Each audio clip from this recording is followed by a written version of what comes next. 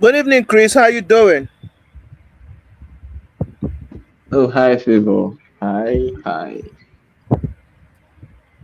I am Hi, good. how are I'm you? good. I'm good, though.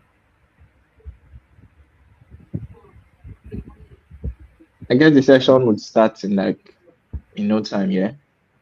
Yeah, we are starting by let's say in the next 2 minutes. 8:02.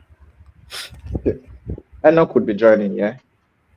Yeah, he is going to be joining via the live. Actually, I'm the one anchoring for today. Oh, okay, that's fair. That's fair. Are you what's your role? I'm a Devrel. Oh, okay. Must be nice. Shout out to Favour. The devil. The devil in the building. Devils Woo! are devils like there's no statistics to it here, but devils, trust me, they are quite the richest in tech space. Devils. Hmm, we are getting Don't there. sigh. Don't sigh. And I'm not even joking. No, I know this for Bro, sure. devil. I've Where seen the where are you bill. based in? I'm in Lagos. Where in Lagos? So currently, right now, I'm with Mr. Enoch. I'm at the office currently. At Okay. The hub. yeah, yes. Okay. But I live in Bega. Oh, yeah, that's not far from where I stay. I think I stay Wow. just like a few thousands from there. I don't understand. Where is that? Ogba, around Ogba. Ogba, Yeah, I stay around far Ogba. from you. You know Ogba, yeah? There was one time I wanted to even check the hub. I know Ogba. You're not that far from me. Yeah, right. So let's see. Think two people have joined from X. Uh, so good evening, everybody. For those that are just joining us, today's topic is going to be very, very interesting because a lot is happening in the blockchain space that even myself I was surprised when I came in a few years back. I never thought that blockchains could be there are vulnerabilities to the blockchain where it could be hacked. They tell me that there are ways people can actually find ways to hack the blockchains I will not believe. But we have yet there are several cases, and there was one that was sent to me yesterday. Let me look for it out and read it out. That one was mind blowing. I'm like, man, these guys have taken this thing to another level. So this one Is is it called is it Aztec? yeah, Aztec. Aztec Uh, was like so it says Aztec Foundation was made aware of a potential exploit targeting Aztec Connect, which occurred earlier today, June 14th. This was like 2 days back, a bit 3 days back. There are no links between this product and any smart contract related to the Aztec ERC20 token. So now, and I noticed the arc right now is towards token. I was on Discord where I saw this one directly from Stella, where they said someone was trying to cheat the system by sending fake Stellar tokens into their system to withdraw out millions of. yeah, I think I was that's what they call like a donation attack. I was like, what is going on? I was like, what is going on? Then you now hear the word of Hyperbridge, and I'm like, so these guys have actually found ways around this whole stuff. So it's not left for us to now look for means in terms of protecting ourselves. So today I have with me Mr. Christopher, who happens to be a security expert and a very good one at that. So tonight is going to be guiding us on mitigations or ways to be able to prevent such, or in case it happens, how to go about it. Mr. Chris, you have the floor. Okay, hi guys. I think I'm not sure I can say GM guys because it's morning. Sorry, it's evening. Yeah, wherever you guys are. Good morning, good afternoon, good evening, guys. So let me hold on a bit.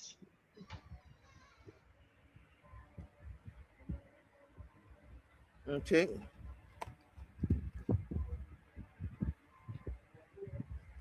Um, share screen.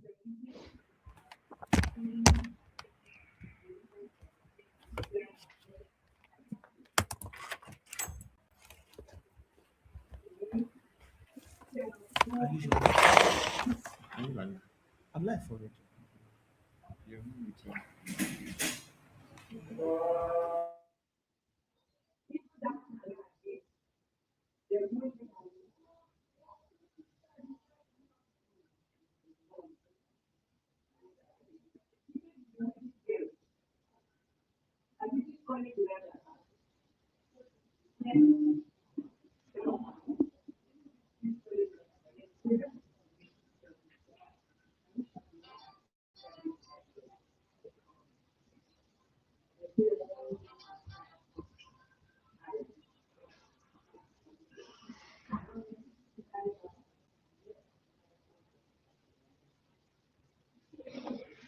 Okay, so Favour, I don't know if everyone can hear me, but I guess I'll just proceed. Yeah, Favour, are you we can there? hear you. Okay, Yes, yes, okay, yeah, we okay. can hear Okay, so good evening, everyone. My name is Chris, yeah, Christopher Akintoye, and online I go by Tech with Chris, like security with Chris, and I'm really glad to be here with Ethereum Nigeria and Ethereum Lagos tonight. Um, Before I start, wait, Favor, is it like can the people in the session can they like talk, or I don't know if there's like a reaction stuff. Can they? A Favor, like can they react or can they I can talk? hear Can you. they like can they So talk? People in actually, the the call, can they videos talk? are actually no, no, no, no, no. They can't. So we actually Oh, like okay, okay, streaming okay. from a platform to our social media channels. Okay, all right, that's fine. So I'm sure anyone watching here might be security auditors, security researchers. So Some of Chris, us sorry, might can be we get you builders. to turn on your camera? It's I don't think I can now. It's pretty dark. Yeah, Okay. it's pretty dark here. I don't know. Is that fine? No, continue. Oh, okay. Okay, so I'm sure most of us listening, we are either builders, security researchers, security auditors, or security enthusiasts, or basically blockchain enthusiasts, right? Um, so,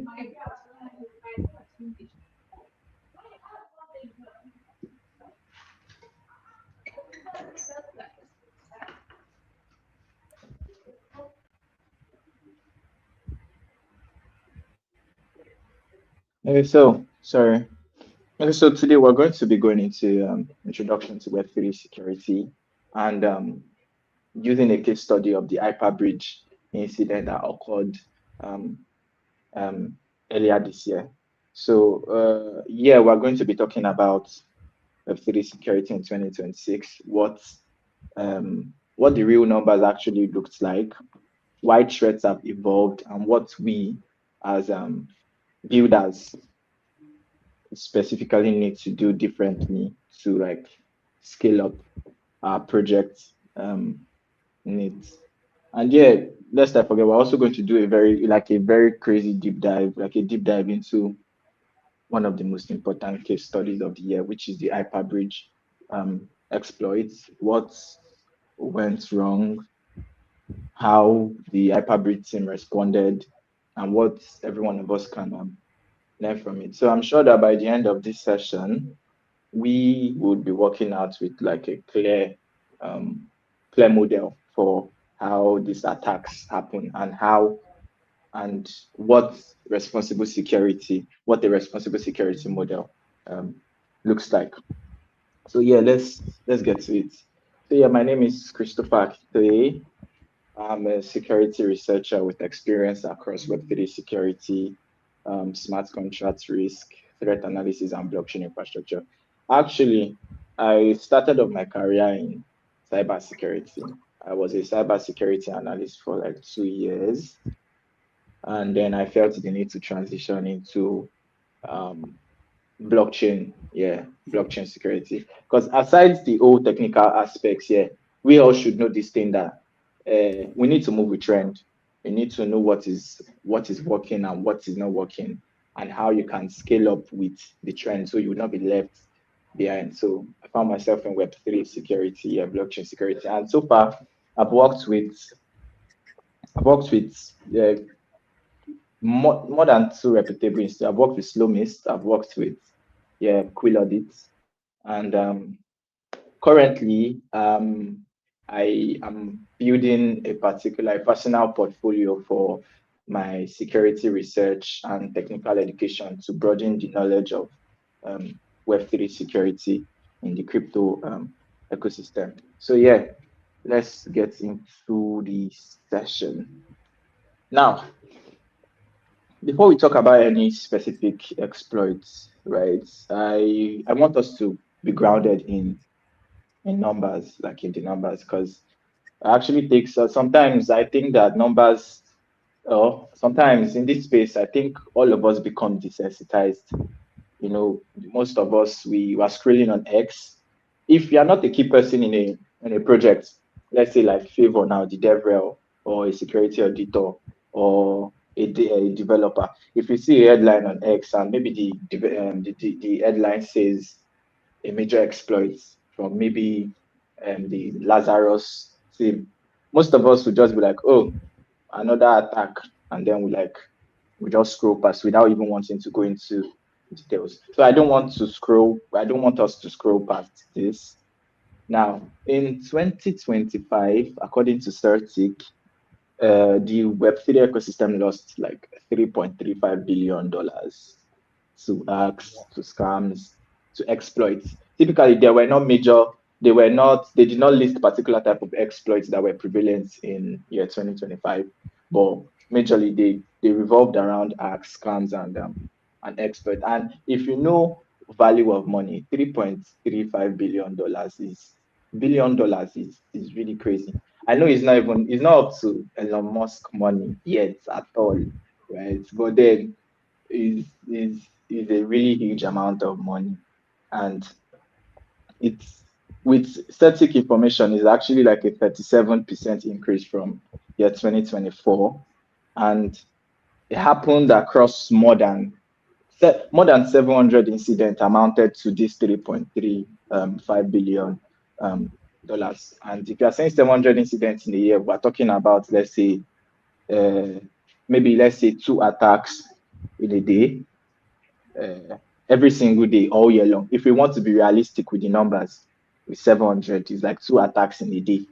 Normally, even though an attack wants to happen in a system, let's say just one attack in a day, it's going to be like 365 incidents.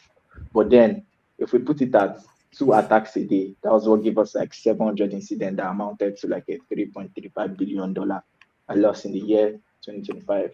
And yeah, 2026 is not looking any better, because in just like the we lost about first quarter, yeah, that's like 90 days. We lost about $482 billion, right? $482 billion was already gone. Now, here is here is actually the part that should make every one of us like uncomfortable, right? Yeah, this part. Now, six of these compromised projects have actually been professionally audited. Like, if you know what they call professional audits, now, when I say professional audits, let's say audit from like Certic, Quill audits, ciphering objects, like top 10 audit companies globally. These projects have been audited by them. Now, the funny thing is that these professional audited projects actually lost more money on average than unaudited projects. Now, this did not happen because maybe security or audit is useless. Yeah, it's just that when when a project when a project is audited, attackers attackers most times have this notion that you hold more value. It's looking like you have a house on the island and then you mount so many um, military men, so many defense systems. Armed robbers will tell you that armed robbers in their mind will feel like, okay, this person is hiding something worth that is very, very valuable.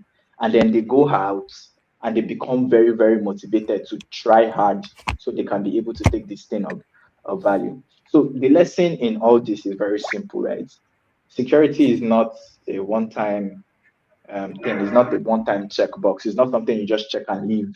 It's a culture, right? And right now, currently in the space, the ecosystem does not have enough of that culture. And now let me show you exactly what I mean for us. Yeah, so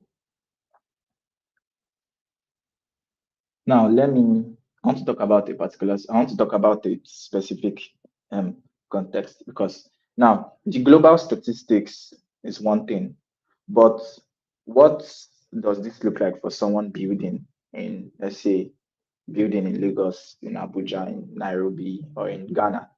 Now, look at this first card, right? Right, limited audit access. Now, a professional smart contract audit here with statistics costs around $10,000 to like $50,000 or more. Now, for most early stage African teams, that's basically their they've not even they've not even gained that amount of money yet. So now this audit now gets skipped because they don't have that amount of money. Now, once they skip, because they feel it's not necessary, they skip audits and then they ship their products. And sometimes, it's not every time, yeah. Sometimes that's where the story ends badly. Now, this second box, phishing is everywhere. You cannot even overemphasize this enough here. Phishing is not a We all know phishing is not a developer problem. It's like a whole team problem. Both accountants, so DevRels, BD, growth, content strategy, social media manager. Phishing is the whole team problem. I think here in quarter 1, 2026, yeah, like $306 million was lost to only phishing attack. Just one wrong click from maybe your co-founder. Let's say your co-founder is not a techie person, is just a growth person. Just one click from him, and then boom, the company wallet is gone. Now, the third security challenge facing builders is weak operational security. Now, I'm going to be very honest here, right? Personally, I've seen seed phrases, right? I've seen seed phrases shared in WhatsApp groups or private key stored in Google Docs. I've seen a friend of mine. I have a friend of mine who, because I'm his friend, he would give me access to his Google Docs, and then he stored all his keys, he stored all his old passwords there. Now, these things are not like they are not hypotheticals, right? They are real patterns, and they are they are catastrophic, and they are waiting to happen. Now, the last one is speed over safety culture. Now, this problem of shift fast culture, if you're on X timeline recently, you see everybody wants to ship product, everybody wants to vibe code, everybody wants to submit projects to VCs, collect joint ventures and stuff like that. They understand the pressure. Everybody wants traction now. But anytime, just so you know, anytime you skip a security review, right? To it maybe to hit a launch date. Maybe there is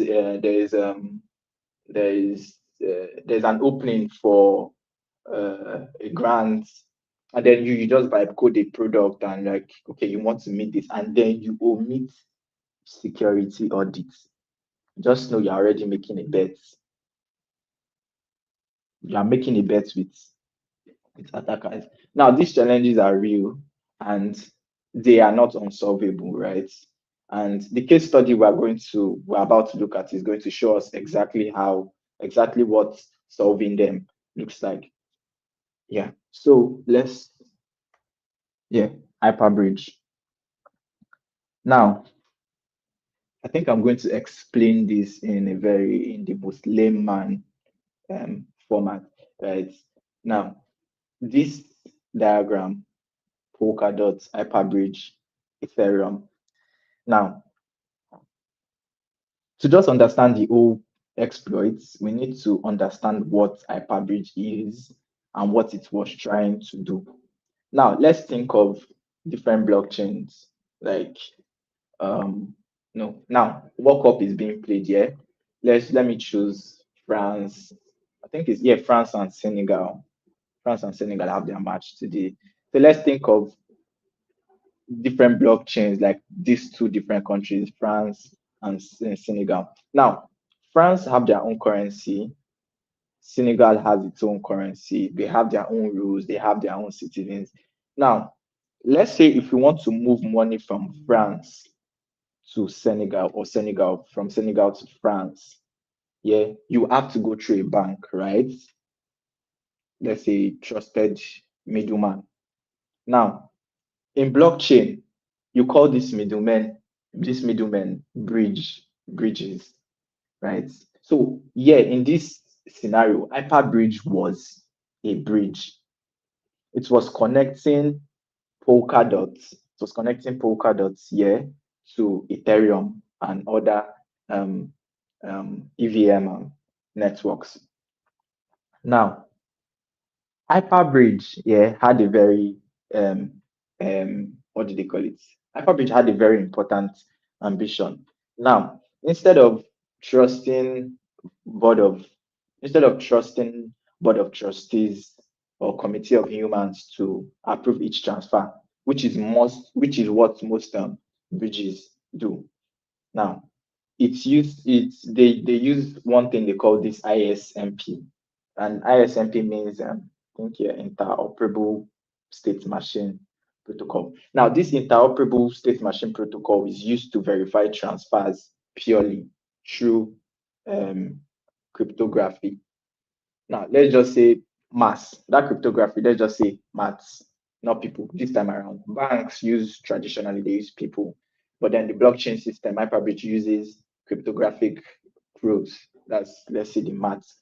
Now, what this Hyperbridge does. Now, Hyperbridge enables asset transfers, right, between Polkadot and Ethereum and then other chains, right? No committee, nobody is approving, just normal maths. It has been programmed. That's how it's meant to do. Now, why do you know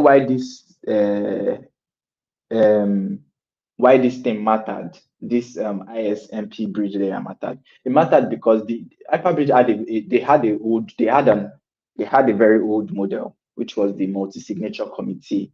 Like here, different people have to come together, or different blockchain have to come together to approve a particular transfer. It had failed, right? It had failed earlier on. It had been exploited before. So Hyperbridge was trying to do better. They were trying to run an upgrade, and that's now where the tragic part comes in. I mean, the idea was right, the ambition was right, but implementation had a flaw. Now let's look at what the flaw was. Yeah. Now let's take note of this date. Right. On April 13th, 2026. Right. Okay, no, before I go technical, let me give us another analogy that will make everything click. So I don't know if we go to nightclubs, right? But let's say imagine Favour and I go to a nightclub. Now, for us to get in, okay, you know this stamp where they give people like in event. Okay, I don't know if we've been to like maybe Dev Fest or something. You know, before you get into Dev Fest, they will give you like a band where you wrap on your wrist, proving you've paid or you registered or something like that. Now, when you try to enter, the bouncer checks maybe you have the stamp in your arm. If you have it, it lets you in. If you don't, it doesn't let you in. Now let's imagine a robber, like an armed robber, wants to come to their first. Now, let's say an armed robber now figures out how to forge that stamp, the stamp that they are giving us when we're about to enter. Let's assume that an attacker or a robber has a way to forge the stamp, and then he forges his own, he puts it on. And now the worst part of it is that the bouncer is not checking whether you've used it before. You know, before you enter, maybe they'll write something or they'll tear it. Now the bouncer did not check whether you've used it before.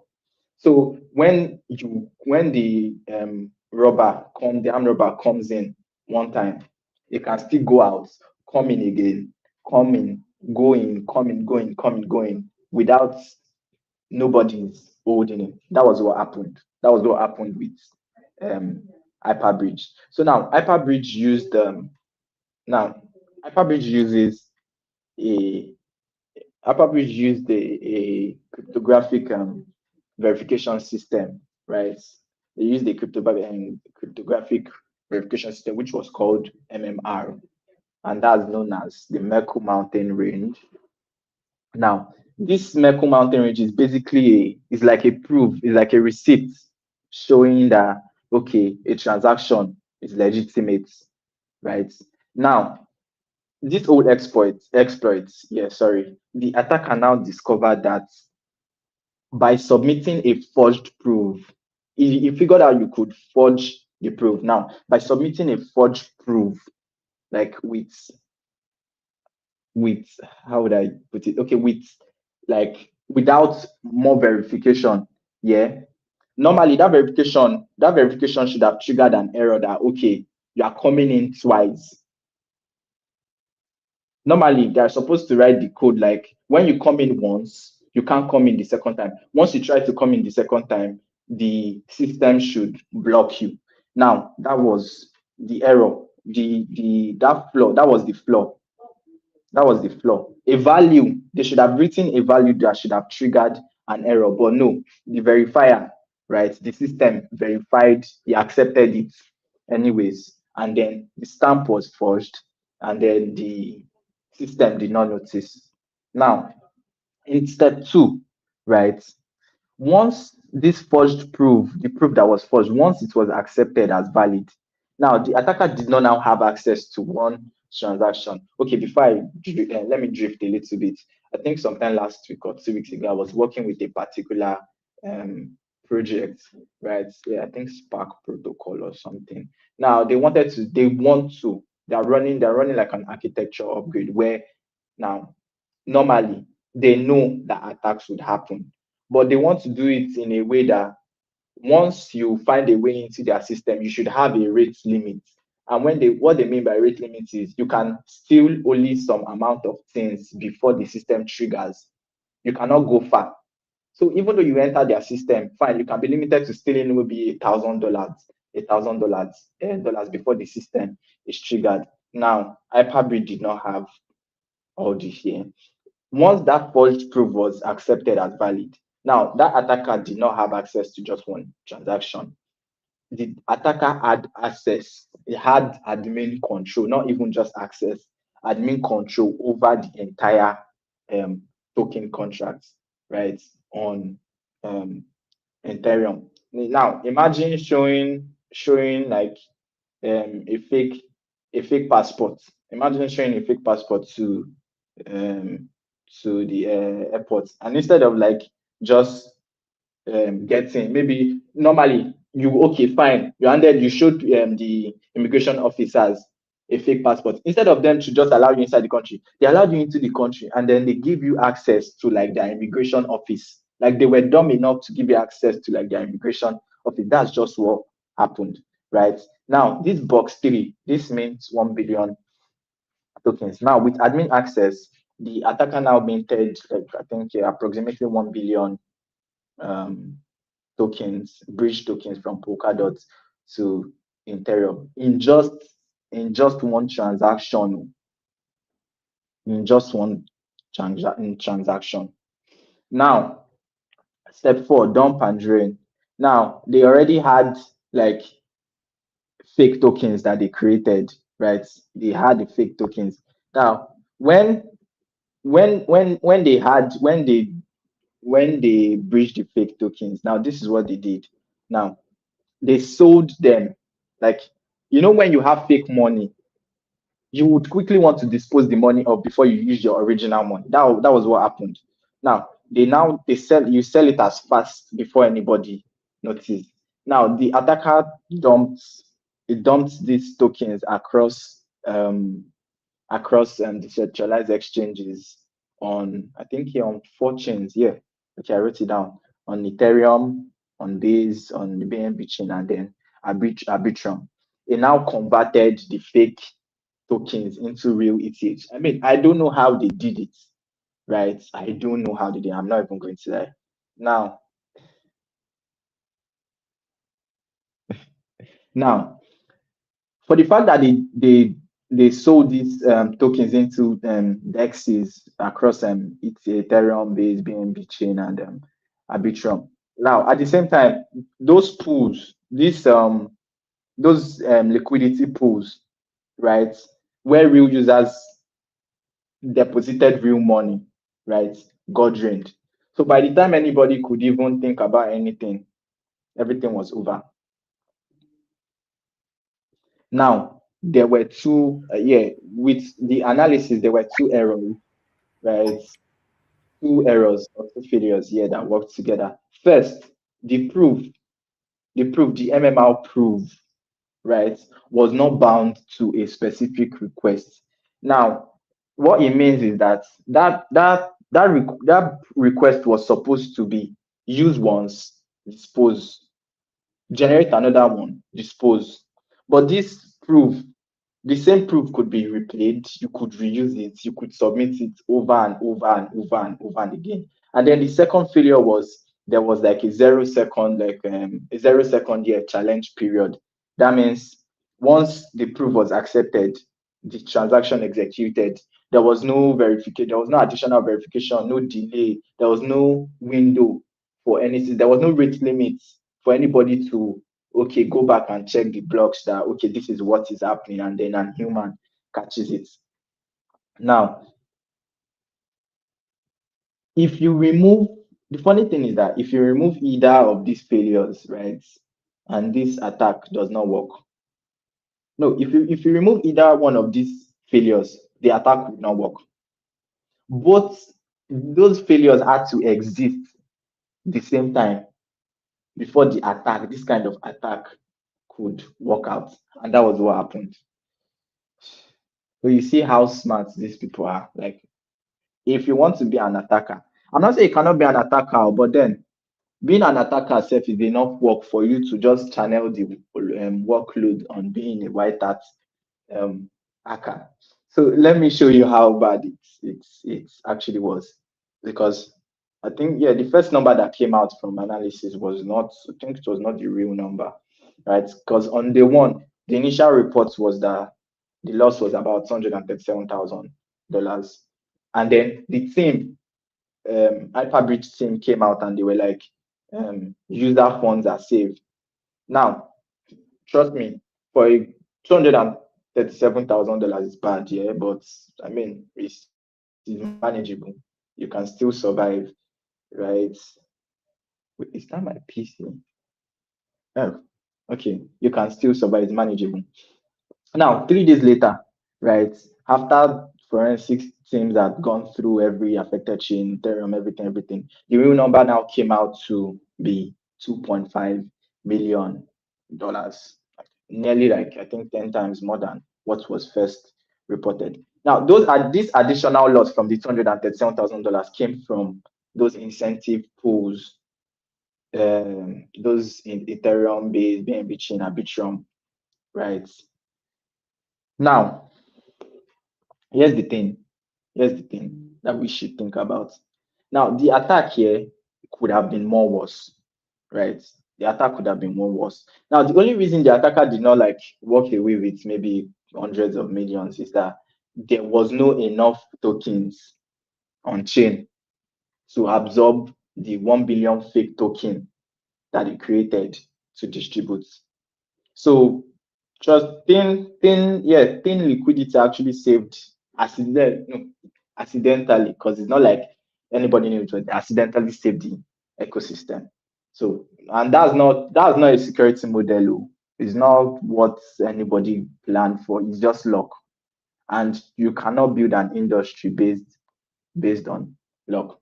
Now, Hyperbridge, what Hyperbridge got right, right? This is very important, right? I don't want this session to be purely based on failure, right? Because Hyperbridge response after the exploit is actually a good model that the entire industry should study. I think I took a course once where they call it high stakes leadership. Yeah, they did a very good, they had very good leadership. Now, acts exploit happens, right? And in 2026, trust me, they'll continue to happen.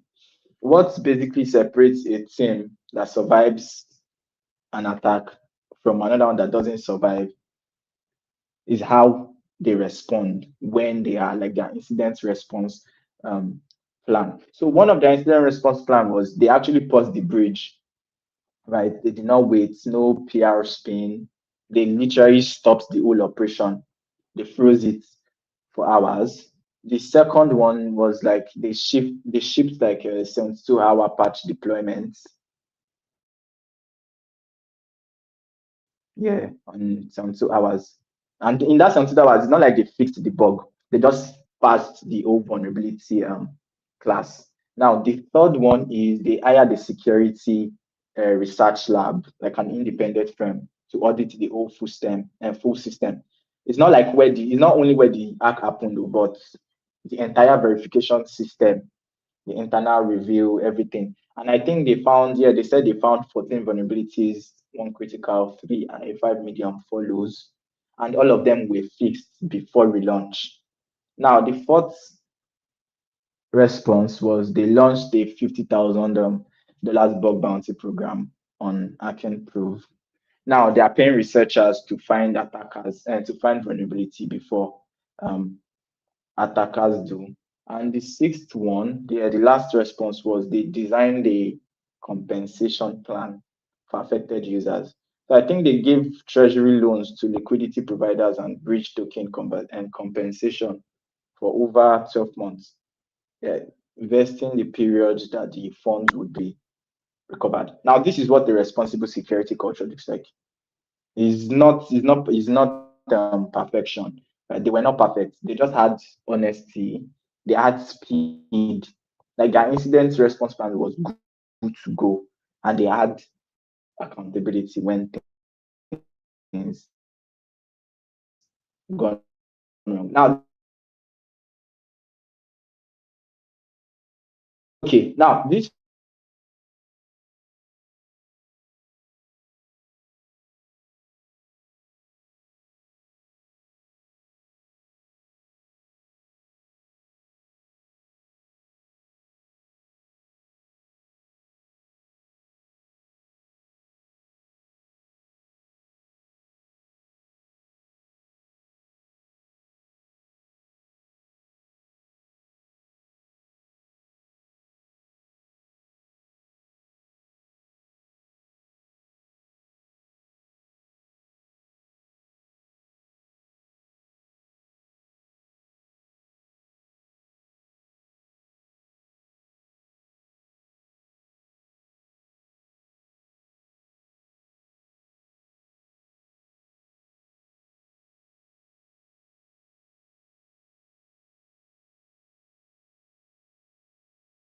Oh, oh, Favour, can you hear me? Can. Oh, sorry, my I'm very, very sorry. My Nigeria happened to me already.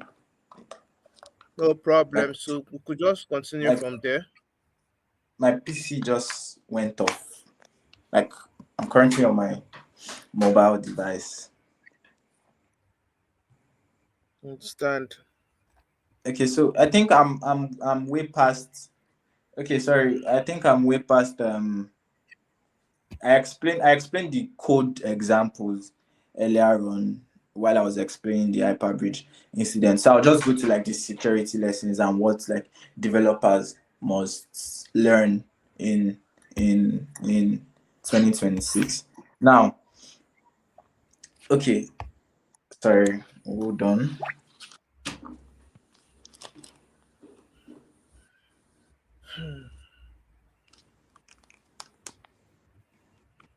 Now, the So we first should. checklist we as developers should always check for is we should not treat security as a pre-launch checklist, right?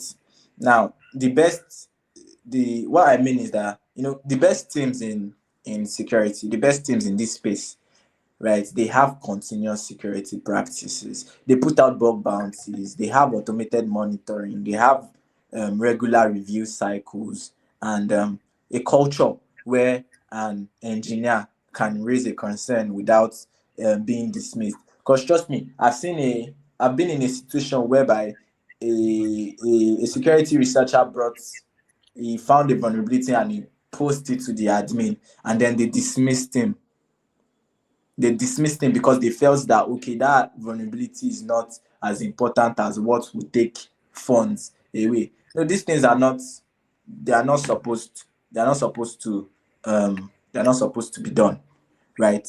The culture of admin and dismissing vulnerability should not even be a Google for devs or for projects. Now, the second checklist devs should do is, or every project is, we should not rely on committees like multi-signature committees as um, our primary security model. Now, I know it feels safe, right? We have 3 out of 5. Let's say we have 5 multi-signature committees, and when we're writing the code, we're like saying 3 people out of these 5 should approve this transaction before this transaction can go on. Now, Bybit add a multi-signature, Ronin add a multi-signature, but then human beings, right? We as humans, we can be fished, we can be bribed, we can be coerced into doing things we don't want to do, right? But then cryptographic proofs, maths, right, cannot be coerced. To you cannot tell a math that you wrote to what's the word, to click a link. It's not in the code. It would not. It's what you tell it to do that it will do. Now, one thing we should know, everybody here, is one model I normally think, right, when working with a dev or a Web3 builder, right, is like, when you are designing a system, I want us to note this one, right? When you are designing the system, you have to design a system that survives failure. Like now, when you are designing a system, when they call you, hey, dev and devrel, project manager, security researcher, security auditor, you guys come. Don't assume that you are a professional to the point that okay, you can secure this project or you can build this project to the point that there would not be an exploit. No, you should. Nowadays, projects are designing systems that survives failure. That okay, once a failure happens, what should we do? What should be the rate limit? What should happen immediately? Should the system crash? Should this happen? Should this just fold up? Right? Not that you should assume that failures would not happen. Now, the Hyperbridge team, yeah, they built something very elegant. They had very good intentions, right? Trust me, they were genuinely trying to do things better than the protocol that came before them. But somewhere in like in the design process, yeah, there was like an assumption. There was an assumption that that MMR proof verification logic would work correctly. And trust me, hackers, we're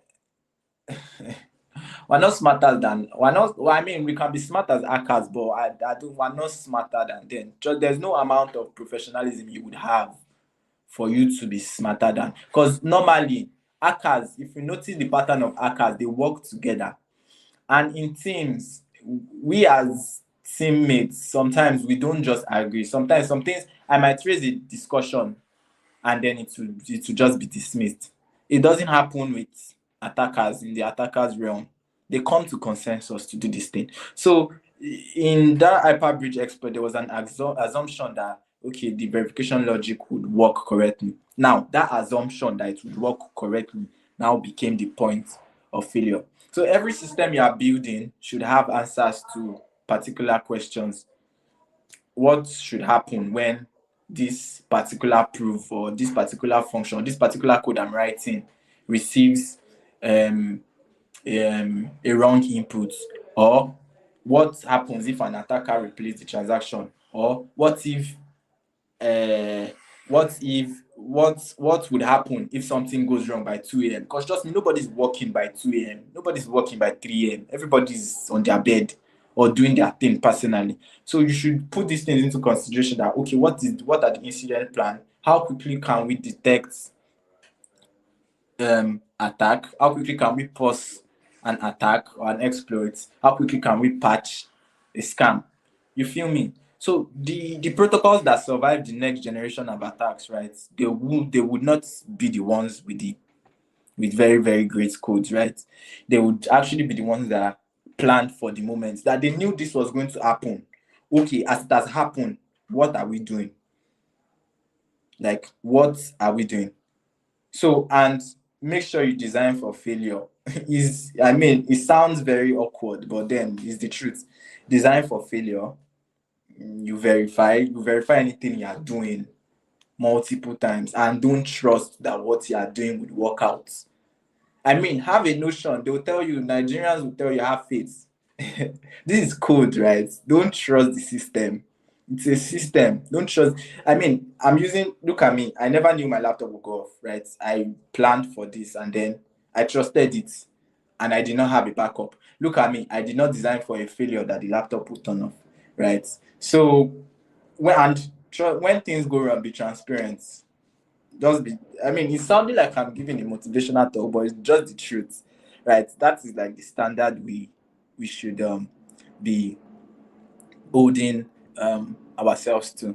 Now, before I leave or before I drop off this session, I would like to leave us with two practical things, right?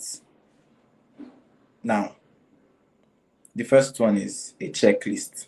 Now, checklists are like how would I explain? Yeah, checklists are like the minimum non-negotiables, right? Before any Web3 protocol goes live. So before your protocol goes live, if you can't check every box that you wrote down, that means you're not ready to ship. You have to checklist every box. You have to tick every box you have before you ship. Now, the Hyperbridge post-mortem is actually worth reading in full, and I'm sure most of us would have read it. It is that Hyperbridge post-mortem is one of the most honest incident disclosures I've seen in this space. I'm not even going to lie. And I think Certic and Aken reports will actually give us a full threat landscape to this. So sorry. Yeah. Assume compromise and contain damage.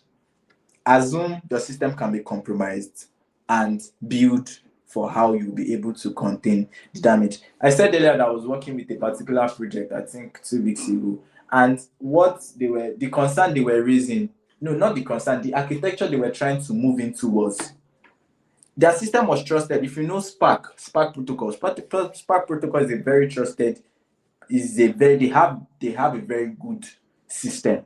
But then the admin was telling me that even trusted systems should be designed as if they can fail. So if you are building a system that you know it can fail, obviously when you are building it, you already know the incident plan you should put in place in case it fails. So yeah, that's me, and I'm very sorry for my PC going off. I did not even plan for this. I'm sorry. No, no, Thank you. it's all called content. You have to have contingency plan. Ah, eh, okay.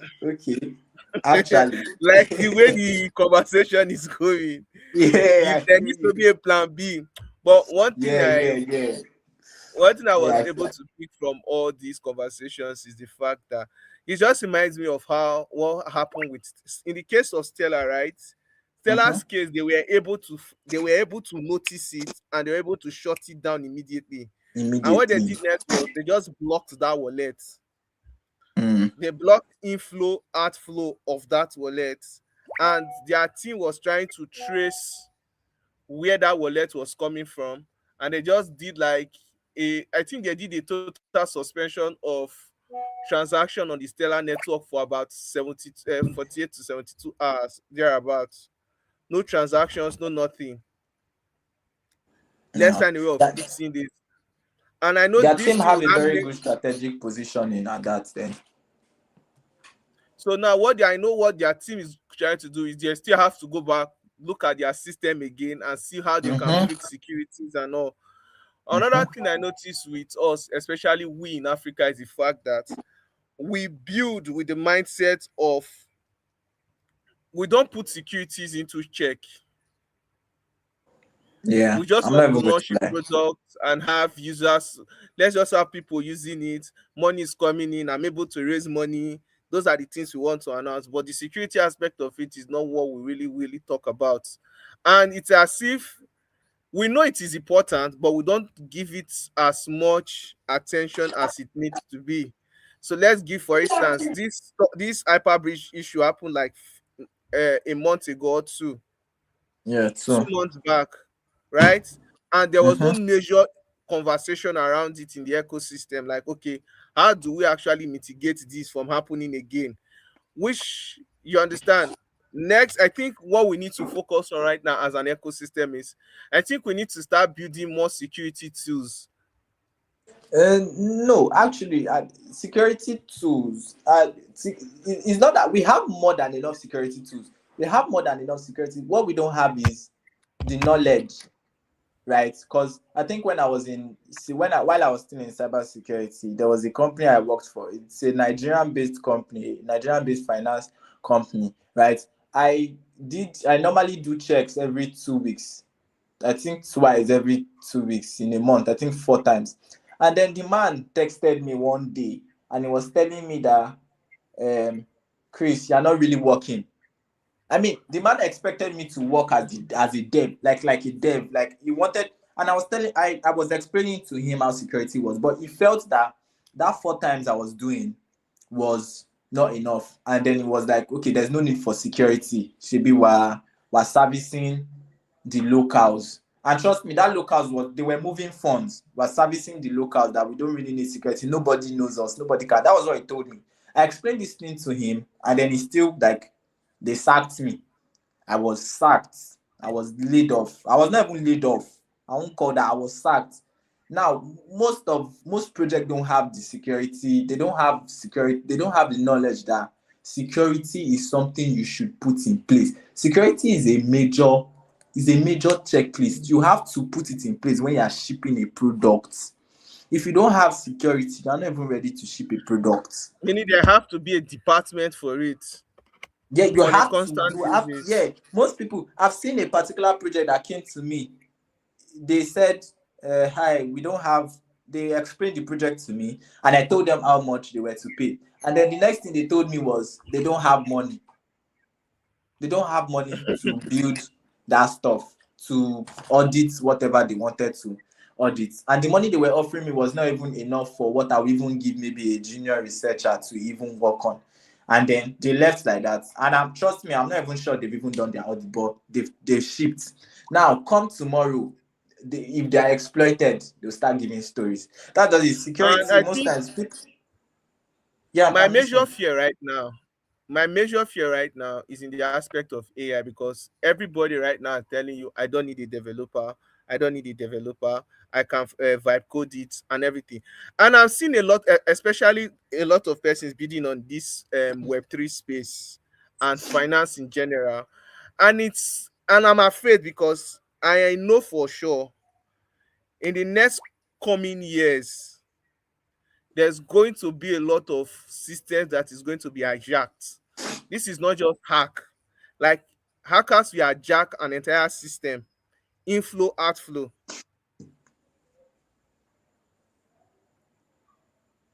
Yeah, vibe coding actually, yeah. Now, that vibe coding is actually a problem. Vibe coding makes building faster. Uh, with vibe coding, you can actually describe what you want, and you can literally let like an AI agent generate most of the application.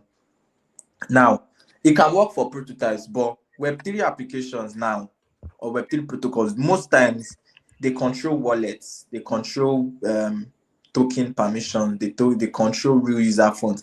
And for the fact that these AI agents they were built on data, trust me, they can make very, very crazy mistakes as little as a comma, right? They can, and this small mistake can become like a direct, like a um financial what do they call it, financial loss. So how I think web3 teams can combat this thing is, now when you vibe code, you you should treat AI outputs as like untrusted code. It's like, we should do it like this. Even when you give a dev a job, the dev builds a project, blah blah blah. You give a security person to run an audit. That's how it should be.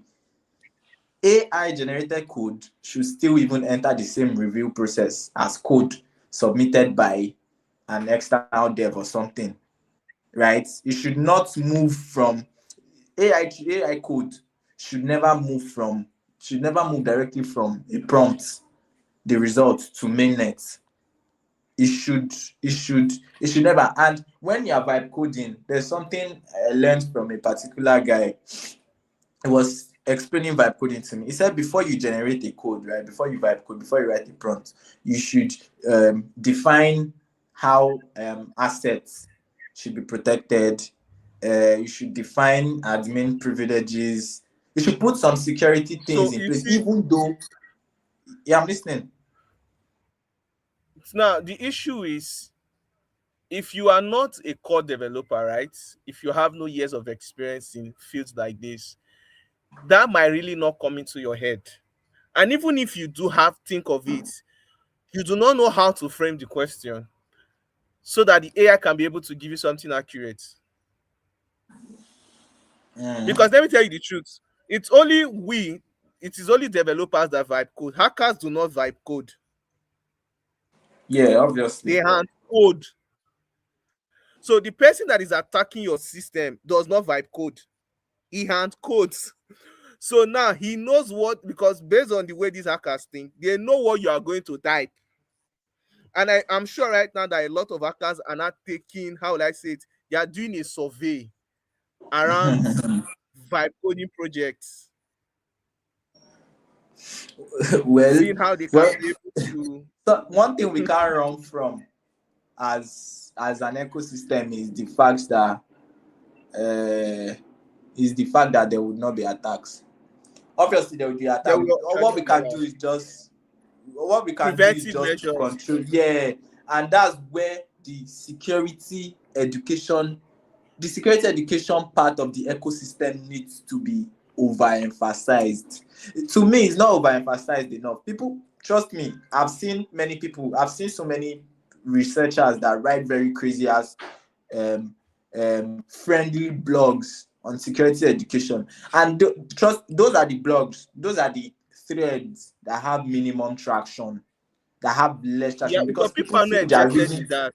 Yeah, people are not interested. No matter how friendly you try to write a security blog or a security research, a security education, whatever.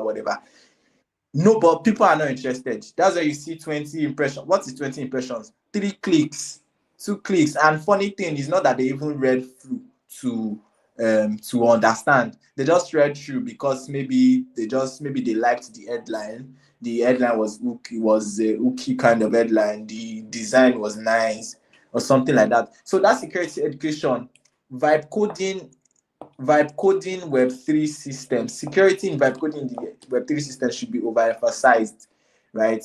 It should be overemphasized because trust me, we now have so many people that that even I saw a tweet where a guy said his mom is vibe coding, and two of them are working to build a product that they would submit to A16Z VC and see if they can apply for the grant. And I'm like, are you people crazy? What does your mom know? Then tomorrow, now you guys, let's say you're fortunate, and also you would, just one thing I feel should the ecosystem should do. Now, we have VCs. Obviously VCs have been doing it before, but then they should scale up, they should rescale, right? VCs, when a project comes up to the hackathon, right, apart from the fact that they are looking for the best three to invest in, right? They should also give security. Apart from security education, they should give security access, security audit access to the other people that applied, even though it's the minimum, even though it's the barest minimum. Because trust me, you do not accept my project, another VC would have to accept my project, right? And if they accept my project, they might not check what they want to check, and then we'll ship, right? So this thing should be, no matter how, it's not that they should be after which project is nice to invest, they want to get their ROIs. They should also put security checks for other projects that applied, even though it's security guidance, even though they can't do security audits, even though it's just normal security guidance for this project. Because trust me, it would help. It would help.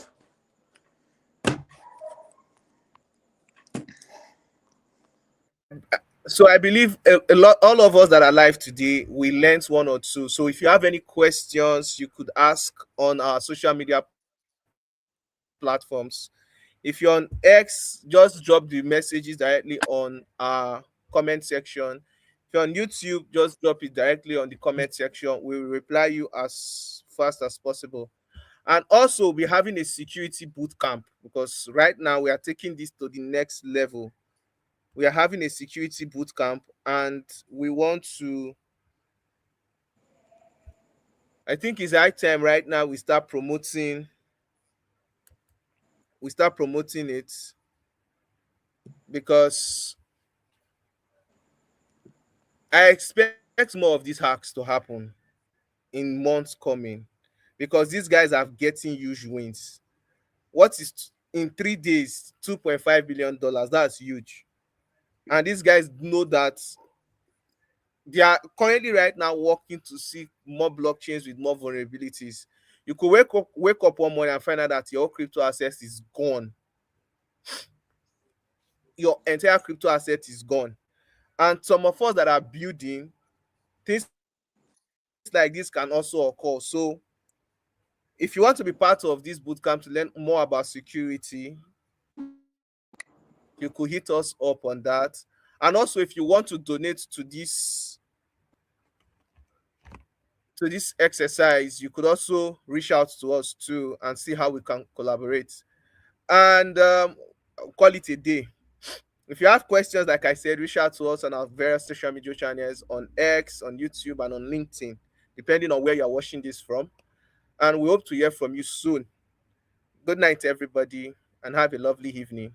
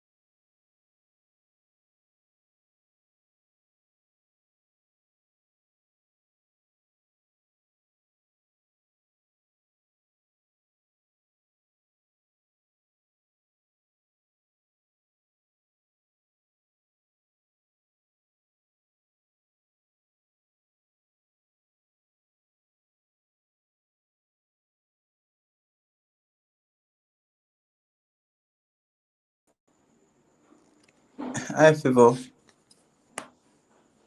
Oh, hi, guys.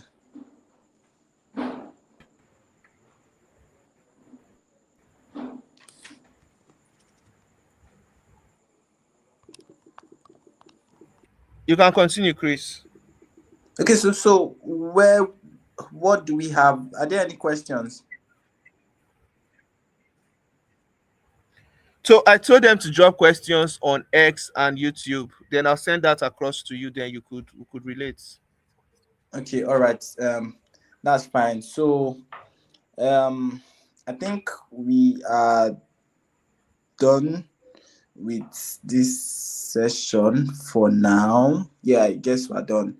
So, I know all of us, most of us, not most of us, all of us, everybody in the crypto space now, everybody has money. This is honest, right? Everybody in the crypto space has money. So, I'm imploring all of us to please donate to the Ethereum hub in Lagos State. And for all of us in Lagos, you are welcome to join the hub at any time. There would be soon to come, there would be workshops, hackathons, and very, very crazy stuff you guys would love to participate in. So please do well to So donate to. speaking of that, Okay. yeah, speaking of that, yeah, there's one coming up next month. Dates will be announced. So it's All more right. of, That's calm. like I said, we are taking this to another level. Part of the process with us. We want to take this thing from just talking about it to making it practical. Yeah. Wasat. Wasat. Wasat. Wasat. So I guess that's all. Thank you, Favour, for having me. Thank you, Enoch, for having me. Thank you, Ethereum Nigeria. Thank you, Ethereum Lagos, and thank you everyone for staying on Yeah, the nice to session have and you listening. too. I'd love to do this some other time. Thank you. Like w- can't wait to have you again. So, guys, drop your questions on X. I'll send it across to him. Then we respond to us as soon as possible. Good night, everybody. Good night. Bye.